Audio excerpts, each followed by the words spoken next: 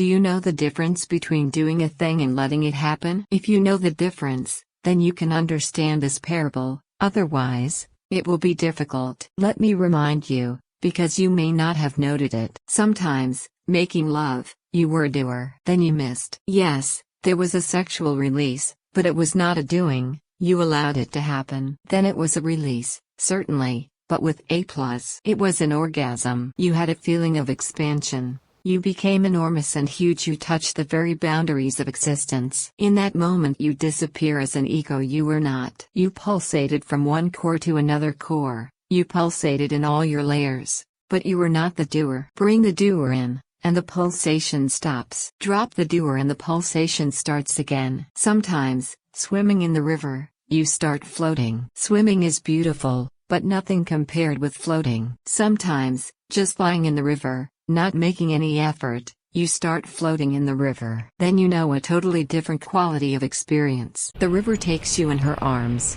the river supports you, the river and you are no longer enemies, there is a sort of interconnectedness. You have fallen en rapport with the river energy. Your energy and the energy of the river are making love. Then there is an orgasm. Sometimes, sitting silently, doing nothing, you have become aware of letting go. And there is a benediction. Sometimes, looking at the stars or at the trees, suddenly it is there. You were not doing anything. These moments come to everybody. They come when you are not expecting them, they come only when you are not. They steal in when your doors are open and you are relaxed. Sometimes out of nothingness and from nowhere a great benediction comes. These moments come to everybody, but you have not observed yet. You have not noticed them. These are gifts from existence. They are reminders you are in a strange land, come back home. Existence knocks on your heart again and again. Whenever an opportunity is there, whenever you allow it. On a Sunday you can lie in bed, not in any hurry to go to the office, and the children are awake and rushing around the room. And your partner is preparing the tea. And there is the sound of the kettle,